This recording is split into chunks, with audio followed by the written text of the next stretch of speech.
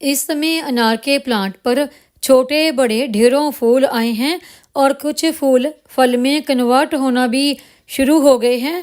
देखिए, अगर आपने अपने गार्डन में अनार का प्लांट लगाया है और उसके बहुत सारे फूल गिर रहे हैं, उनको हम कैसे रोकें गिरते हुए फूलों को, और कौन सी इसको फर्टिलाइज़र दें और इनकी कटिंग कब करें और कैसे करें, आज की हमारी वीडियो इसी के बारे में होने वाली है। अगर आप मेरे चैनल पे पहली बार आए हैं तो चैनल को सब्सक्राइब जरूर करें और बेल आइकॉन को दबाएं। नमस्कार दोस्तों, वंदना गार्डन में आप सबका स्वागत है। मेरे गार्डन में ये जो अनार का प्लांट लगा है, इसे मैंने एक प्लास्टिक की बाल्टी में लगा रखा है। हालांकि ये बाल्टी बहुत ज़्यादा बड़ी तो नहीं है, लेकिन देखिए इसमें अनार के प्लांट की ग्रोथ काफ़ी अच्छी हो गई है। इस प्लांट को मैंने कटिंग से ही ग्रो किया है। जो इसका मदर प्लांट था तो उसको सीड से ग्रो किया गया था। ये प्लांट किस वैरायटी का है देखिए, ये तो मुझे पता नहीं, लेकिन इसमें फ्लावरिंग बहुत अच्छी होती है। इसका जो मदर प्लांट था वो सीड से ग्रो किया गया था और वो मुझे किसी ने गिफ्ट किया था। अब बात आती है इस प्लांट की कटिंग की। तो जिस वैरायटी का भी आप अनार का प्लांट ग्रो करना चाहते हैं तो उसकी कटिंग को आप फरवरी के महीने से लेके जून जुलाई तक ग्रो कर सकते हैं। इन महीनों में इसकी कटिंग बहुत अच्छी ग्रो हो जाती है। तो अभी मैं आपको दिखाती हूँ जो मैंने अपने गार्डन में कुछ कटिंग ग्रो कर रखी हैं। ये देखिए, ये प्लांट मेरे कटिंग से ही लगे हैं। जब मैंने इसी बड़े प्लांट की कुछ कटिंग की थी तो उसकी कुछ ब्रांच मैंने ये थैलों में कुछ एक्स्ट्रा मिट्टी पड़ी थी उनमें लगा दिए और ये काफ़ी अच्छे ग्रो भी हो गए हैं। ये कटिंग मैंने की बहुत मोटी ब्रांच की नहीं लगाई, जो पतली पतली सी ब्रांच थी उनकी ही लगाई है। तो आपको पता चल गया होगा देखने से कि बिल्कुल पतली सी ब्रांच की कटिंग है और ये काफ़ी अच्छी ग्रो हो रही है। और इनमें से कुछ प्लांट मैंने बांट भी दिए हैं और ये काफ़ी ज़्यादा और भी प्लांट मेरे गार्डन में लगे हैं। तो ये भी मैं सब किसी ना किसी को बांट दूंगी, क्योंकि इनके साथ के प्लांट तो देखिए मेरे पास हैं। मैं कुछ अलग वैरायटी के प्लांट लगाऊंगी। और इस गमले में भी काफ़ी सारे कटिंग से प्लांट लगे हैं जो अच्छे ग्रो हो गए हैं। जब भी अपने अनार के प्लांट की कोई कटिंग लगानी हो तो इस बात का ध्यान रखें कि जिस मिट्टी में आप लगा रहे हैं उसमें रेत जरूर मिक्स होनी चाहिए। कंस्ट्रक्शन साइड की आप रेत मिक्स करके उसमें कटिंग लगाते हैं तो उसमें वो कटिंग बहुत जल्दी ग्रो हो जाती है। और एक ये कटिंग से लगा मेरा प्लांट है और इस प्लांट में देखिए छोटे छोटे से रेड कलर के फूल भी बनना शुरू हो गए हैं। हालांकि ये प्लांट मेरा अभी काफ़ी ज़्यादा छोटा है। अगर आपके गार्डन में अनार का प्लांट नहीं लगा है और आप इसे लेने के बारे में सोच रहे हैं तो जो भी आपने अनार का प्लांट खरीदना है ना, उसे ग्राफ्टेड प्लांट ही खरीदें, क्योंकि जो आप ग्राफ्टेड प्लांट खरीदते हैं तो उसमें फ्लावरिंग और फ्रूटिंग बहुत जल्दी शुरू हो जाती है आम जो सीड से प्लांट ग्रो करते हैं उनके मुकाबले। और जब ये प्लांट आप नर्सरी से लेके आते हैं तो उनको ग्रो करने के लिए जो मिट्टी आपने तैयार करनी है उसमें आप खाद, मिट्टी और कंस्ट्रक्शन साइड की रेत, इन तीनों की मात्रा बराबर रखनी है। और उसके बाद आप इसमें नीम खली, बोन मील, जो भी और चीज़ें ऐड करना चाहें वो कर सकते हैं। और देखिए, अगर आप अनार का प्लांट छोटा लेके आए हैं, यानी आपके पास छोटा प्लांट है, तो आप पहले उसे बड़े ड्रम में या ग्रो बैग में ना लगाएं। पहले आप उसे किसी छोटे गमले में लगाएं। जब वो प्लांट आपका थोड़ा सा बड़ा हो जाए तो फिर उसके बाद आप उसे किसी बड़े ग्रो बैग में या फिर ड्रम में ट्रांसफ़र कर सकते हैं। और अब अगला पॉइंट आता है इस प्लांट में वाटरिंग करने का। तो देखिए, अनार के प्लांट में वाटरिंग आप हमेशा ज़्यादा करें। इस प्लांट को ज़्यादा पानी देने की ज़रूरत होती है, क्योंकि जब इस प्लांट ने अपना फल तैयार करना होता है तो उस वक्त इस प्लांट को ज़्यादा पानी चाहिए होता है। लेकिन अगर आप ज़्यादा पानी दे रहे हैं तो इस बात का हमेशा ध्यान रखें।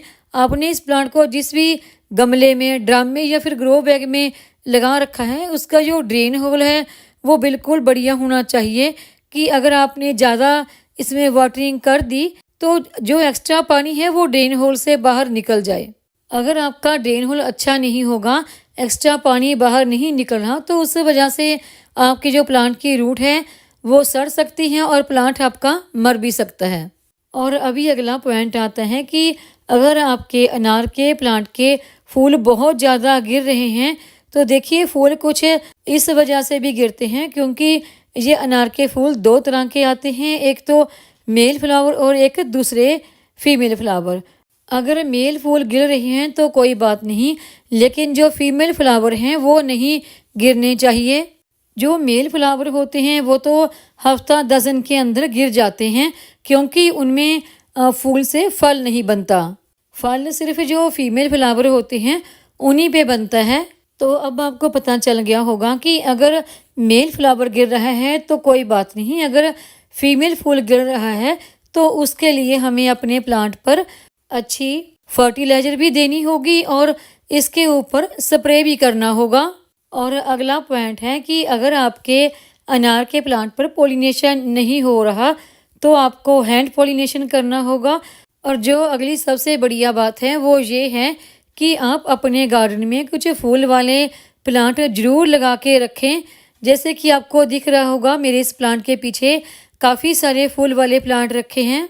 फूल वाले प्लांट गार्डन में होने से हमारे जो फल वाले प्लांट हैं या सब्जियों वाले प्लांट हैं उन पे पॉलिनेशन अपने आप ही होता रहता है। लेकिन वहीं अगर आपके गार्डन में फूल वाले प्लांट नहीं हैं तो पॉलिनेशन नहीं हो रहा तो उसके लिए आप 1 लीटर पानी में 1 ml से भी कम यानी कि आधा ml तक आप शहद मिक्स करके उसका भी अपने प्लांट पर स्प्रे कर सकते हैं।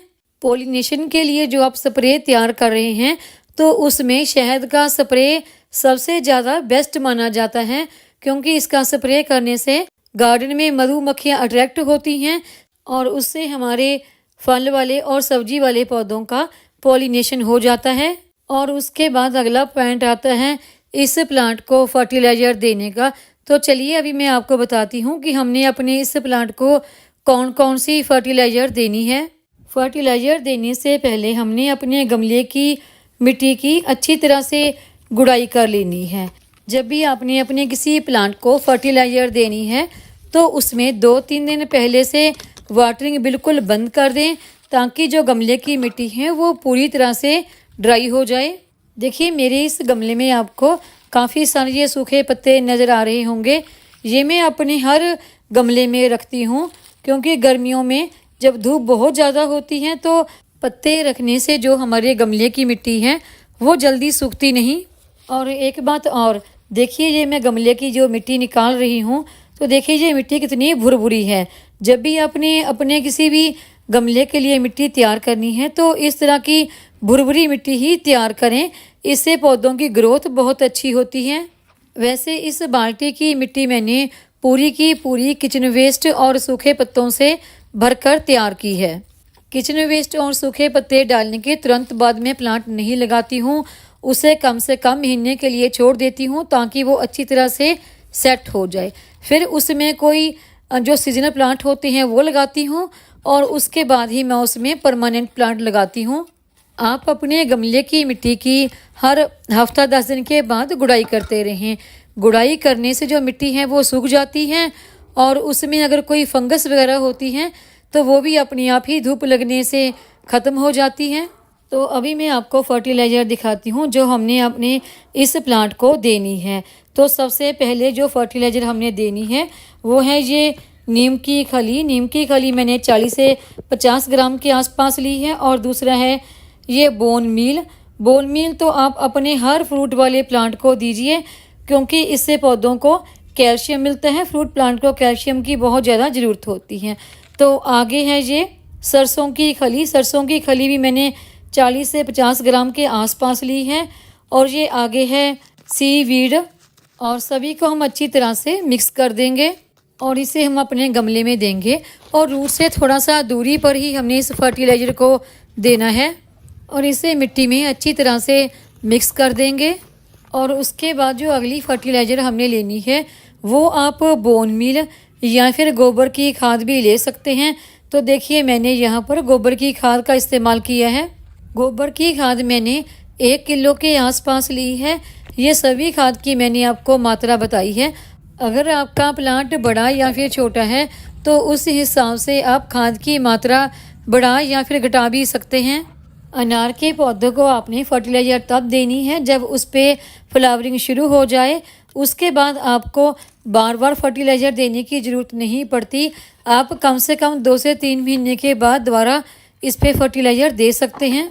और जो मिट्टी हमने गमले से निकाली थी वो हम वापस इसी तरह से ऊपर बिछा देंगे ताकि हमारी फर्टिलाइज़र अच्छी तरह से कवर हो जाए। और उसके बाद हम इसमें वाटरिंग कर देंगे। खाद देने के बाद पानी देना बहुत ज़रूरी होता है। इससे जो हमारी खाद है वो पूरी तरह से मिट्टी में मिक्स हो जाती है। उम्मीद है आपको मेरी ये आज की वीडियो पसंद आई होगी। वीडियो पसंद आई हो तो वीडियो को लाइक करें, सब्सक्राइब करें, शेयर करें, कमेंट करें और बेल आइकन को ज़रूर दबाएं ताकि मेरी आने वाली हर नई वीडियो का नोटिफिकेशन आपको मिलता रहे।